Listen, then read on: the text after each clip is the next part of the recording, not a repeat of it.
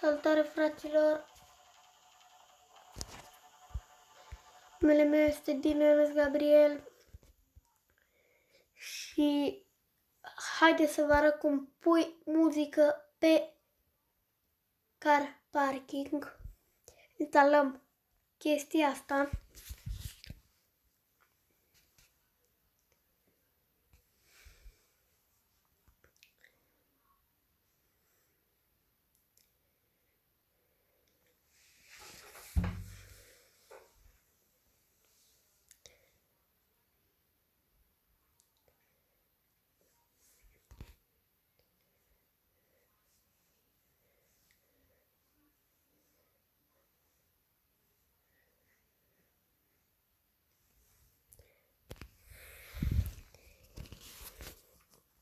Intrăm pe car parking.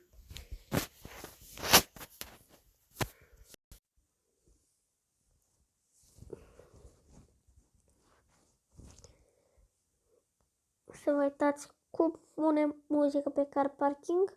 Creat de mine. O să punem o parolă 2020. Haideți, uitați în sus dacă vreți să intrați și să vedeți. Să vedeți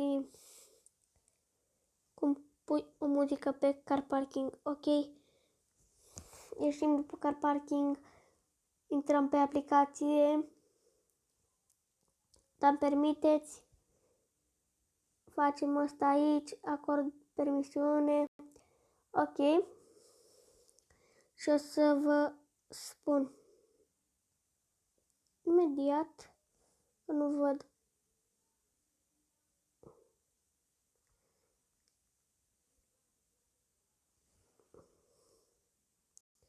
Și acum scriem Zamara Remix. Ok. Scris, stați un pic. Nu știu dacă e asta finală. Această melodie. Uitați. Intrăm pe car parking. Și uitați cum am pus muzică pe car parking.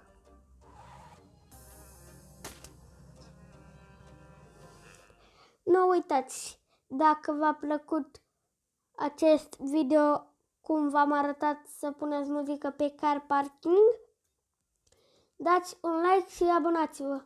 Noi ne revedem data viitoare. Pa, pa!